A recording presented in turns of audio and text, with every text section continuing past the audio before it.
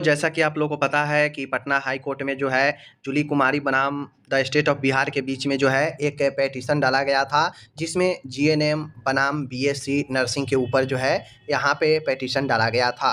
GNM की तरफ से यह पेटिशन डाला गया था। बताया गया था कि जो स्टाफ नर्स की बहाली है, जो नियमावली बनी थी उसी समय ये जो है पेटिशन डलाया था। तो वहाँ पे आपको मैं बता दूँ कि 24 में जैसे नियमावली आई वैसे पटिशन डलाया, 25 में जनवरी में रजिस्टर्ड हुआ ये पेटिशन, केस फाइल हुआ।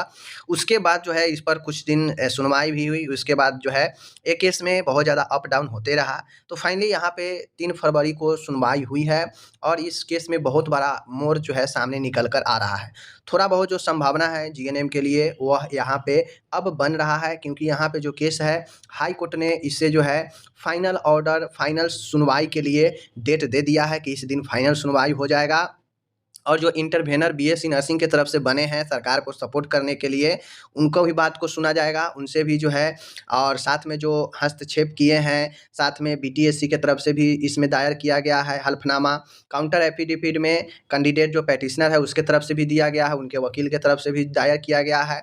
और इसमें सबसे महत्वपूर्ण बात ये है कि इसमें जो लेटेस्ट अभी जो आया है, अपडेट रिजल्ट आया है, लेटेस्ट जो आपका ऑर्डर आया है सुप्रीम कोर्ट का, उसको भी यहाँ पे कोट किया गया है, ठीक है। और इसमें सुप्रीम कोर्ट वाला ऑर्डर काफ़ी ज़्यादा जो है इफ़ेक्ट डाल सकता है अगर जीएनएम के पक्ष में फैसला आता है, ठीक है। अगर जीएनएम के पक्ष में अगर फैसला आए तो उसमें ये फार्मासिस्ट वाला जो अभी ऑर्डर आया है सुप्रीम कोर्ट का, बहुत बड़ा जो है रोल साबित हो सकता है।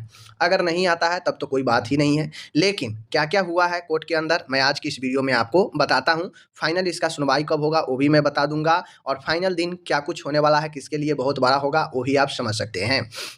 ठीक है, जैसा कि आपको पता है यहाँ पे जो है पीके शाही बिहार स्टेट के तरफ से, बीटीएससी के तरफ से भी, सबके तरफ से एडवोकेट था, साथ में पेटिशनर के तरफ से भी एडवोकेट सब है। तो सारे लोग जो है एडवोकेट यहाँ पे प्रेजेंट था, ठीक है। 3-2 को यह जो है ओरल ऑर्डर आया, ठीक है ना। यह जो है honourable the chief justice and honourable mister justice नानी टागिया, ठीक है ना, नैनी टागिया के बीच में ये सुनवाई दोनों के सामने हुई।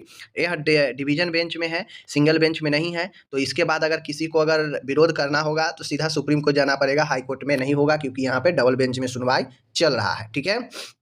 यहाँ पे जो पेटिशनर है, पेटिशनर की तरफ से यह रिलीफ मांगा गया है, ठीक है ना। यह रिलीफ मांगा गया है कि जो जीएनएम की स्टाफ नर्स की बहाली है, यहाँ पे देखिए, for issuance of an appropriate writ in the nature of mandamus for a direction to the respondent to delete या declare the insertion of BSc nursing qualified person shall also be eligible to apply as ultra vires mentioned in clause 6 of the Bihar nursing cadre rule 2024। यानी ये कहा गया है, petitioner की तरफ से मांग किया गया है कि जो स्टाफ नर्स के लिए एलिजिबल है, जिसमें ये कहा गया था कि इसमें स्टाफ नर्स के लिए बीएससी भी एलिजिबल होंगे, इसे हटाया जाए, इसे डिलीट किया जाए, इसे जो है, या फिर जो है ये जो बीएससी नर्सिंग रखने का जो बात कहा गया है, इसे जो है हटाया जाए, ठीक है। स्टाफ नर्स के लिए सिर्फ जीएनएम ही वैलिड हो, ऐसा जो है पक्ष रखा गया पेटिशनर के वकील की तरफ से, ठीक है। और ये सारा चीज़ हुआ, ठीक है ना। जीएनएम का जो in which details of qualification for appointment to the basic category post staff, यहाँ पे ये कहा गया कि स्टाफ नर्स के लिए जो बेसिक मिनिमम जो क्वालिफिकेशन है वो जीएनएम है। यानी जो फार्मासिस्ट में आधार बनाया गया था कि मिनिमम क्वालिफिकेशन डी फार्मा है, तो उसमें बी फार्मा वाला नहीं आ सकता है। इसके जो राइट्स है डी फार्मा का, जो अपॉर्चुनिटी है उसको जो है यहाँ पे बी फार्मा वाला ख़त्म कर सकता है, तो उसको यहाँ पे कोड किया गया है। बात समझ गए। यहाँ भी वही कहा गया है कि जो स्टाफ नर्स के लिए मिनिमम क्वालिफिकेशन वो जीएनएम है, तो बीएससी नर्सिंग को नहीं रखना चाहिए, ठीक है। यहाँ पे कहा गया है रूल नंबर 6, यहाँ पे ये भी कोड किया गया है। आप नीचे आएंगे तो आपको पता चलेगा कि यहाँ पे ये भी कोड किया गया है। क्या कोड किया गया है आपको पता चलेगा कि अलग अलग सर्विस में, जैसे एएनएम में एएनएम के कोर्स मांगता है, ठीक है ना। उसके बाद जो है, अगर मैं बात करूँ BSc nursing cadre rule 2024 GNM and Bihar जो है, यहाँ पे कहा गया है नर्सिंग में जो है जीएनएम को कहा गया है। उसी प्रकार से बिहार नर्सिंग टीचिंग जो है उसमें बीएससी नर्सिंग को कहा गया है। तो यहाँ पे ये दिखाने का प्रयास किया गया है कि प्रॉपर अलग अलग बहाली के लिए अलग अलग क्वालिफिकेशन फिक्स है, तो फिर स्टाफ नर्स में जीएनएम बीएससी नर्सिंग क्यों, सिर्फ जीएनएम ही क्यों नहीं। यहाँ पे ये दिखाने का प्रयास किया गया है कि जब एएनएम के लिए एएनएम बहाली के लिए एएनएम कोर्स चाहिए, जब बीएससी नर्सिंग ट्यूटर के लिए बीएससी नर्सिंग मिनिमम चाहिए, तो फिर स्टाफ नर्स में जीएनएम मिनिमम चाहिए, तो उसमें बीएससी को क्यों इंक्लूड किया गया है, यहाँ पे ये दिखाया गया है। ठीक है, आगे जब यहाँ पे आते हैं तो कहा गया है for issuance of any other appropriate writ order या order direction for which writ petitioner shall be found entitled under the fact and circumstance of the case. यहाँ पे कहा गया है कि कोई ऑर्डर पास किया जाए इसके बिहाफ में, ठीक है ना। तो ऑर्डर तो अभी कुछ पास हुआ नहीं है, बस बातें को सुनी गई है कोर्ट के अंदर। अब ऑर्डर पास होगा लास्ट दिन, जब वहाँ पे लास्ट दिन काफ़ी सारे बहस चलेगा। As it appears, the counter affidavit have already been filed on behalf of respondent number 3 and 4. Respondent number 6 and 7 and supplementary affidavit has also been filed on behalf of the petitioner. Learned counsel for the petitioner has also filed a rejoinder which are on record. यानी कहने का मतलब है कि सबके तरफ से affidavit जो हल्फनामा होता है, जवाबी होता है, वो सब दायर किया गया है। पेटिशनर के तरफ से भी जो है सारे चीज़ किया गया है जो रिकॉर्ड पर है। बात समझ गए।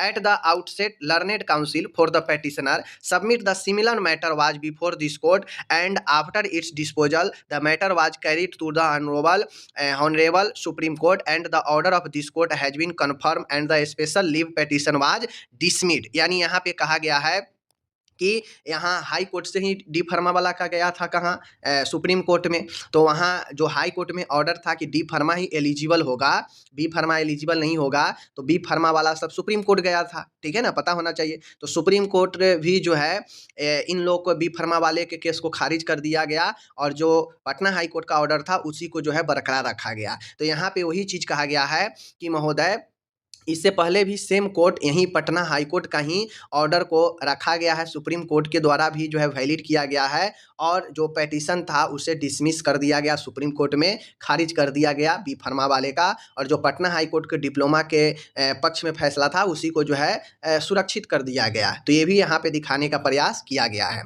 The special leave petition was dismiss हो गया था। मैटर में be taken on some other day to produce a copy of the order passed by the honourable Supreme Court. यहाँ पे ये कहा गया है कि जो ऑर्डर है आप चाहें तो ये जो ऑर्डर है मैं उस ऑर्डर की कॉपी, जो सुप्रीम कोर्ट वाला ऑर्डर है उस ऑर्डर की कॉपी मैं दूसरे दिन जो है प्रोड्यूस कर सकता हूँ। ऑर्डर पास द जो सुप्रीम कोर्ट के द्वारा ऑर्डर पास है उस कॉपी मैं अगले दिन लगा दूंगा, ठीक है, ये कहा गया।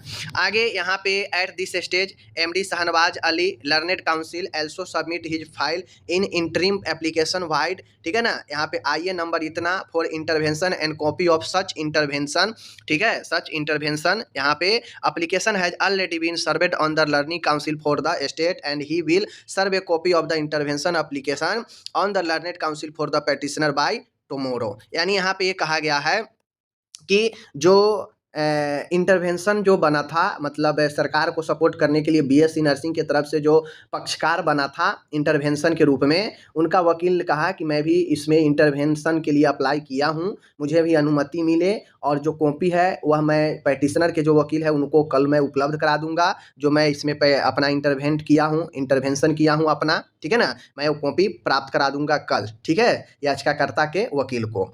लिस्ट दिस मैटर ऑन इतना under the heading for final disposal. यानी कहने का मतलब है अब इस केस को जो है फाइनल डिस्पोजल 10 फरवरी को हो जाएगा। ऑर्डर जीएनएम के पक्ष में आए या दोनों के पक्ष में आए, यह 10 तारीख को पता चल जाएगा सबको। जो याचिका करता है उसके भी वकील को 10 तारीख को सारे तथ्यों के साथ प्रस्तुत होना है। जो इंटरवेंशन है उनको भी 10 तारीख को, सरकार के वकील है उनको भी 10 तारीख को, यानी 10 तारीख को काफ़ी ज़बरदस्त इस पर बहस चलेगा और जो रिकॉर्ड है उस रिकॉर्ड को देखा जाएगा। देन उसके बाद इस पर फाइनल ऑर्डर आएगा। यानी कुल मिला के यहाँ पे देख लीजिए objection if any to the interim application for intervention we filed in the meantime on the set that the interim application shall also भी कंसीडर। कहने का मतलब है कोई भी अगर इस पर आपत्ति हो, ठीक है, चाहे वो पेटिशनर का चाहे इंटरवेंशन का, किसी को भी अगर कोई आपत्ति होगा तो 10 फरवरी से पहले इस पर जो है अपना एप्लीकेशन दिया जाएगा और उसे जो है एक्सेप्ट किया जाएगा और 10 फरवरी को फाइनल इस पर जो है ऑर्डर काफ़ी ज़बरदस्त आ सकता है। तो कुल मिला के यह एक देखा जाएगा बहुत बड़ा ऐतिहासिक, चूँकि नर्सिंग का बात है तो बहुत सारे कैंडिडेट का आस है यहाँ पे। जीएनएम के पक्ष में फैसला अगर आ जाता है मे बी तो जीएनएम में खुशी की माहौल, अगर दोनों के पक्ष में आ जाता है कि बीएससी नर्सिंग भी शैल बी एलिजिबल, तो फिर जो है दोनों एलिजिबल हो जाएंगे और बहाली जो प्रोसेस आगे बढ़ रही है वो ऐसे कंटिन्यू बढ़ता रहेगा। ठीक है, तो कुल मिला के देखते हैं, अभी तो इस पर कुछ कह नहीं सकते कि 10 फरवरी को किसके पक्ष में फैसला आएगा, लेकिन कोर्ट ने अब इस चीज़ को फाइनल हियरिंग के लिए दे दिया है, डिस्पोजल के लिए। केस उस दिन डिस्पोज हो जाएगा। ठीक है, फाइनल डिस्पोज हो जाएगा, फाइनल हियरिंग होकर तो फिर उसके बाद ये जीएनएम बनाम बीएससी नर्सिंग का जो मैटर है समाप्त हो जाएगा। ठीक है।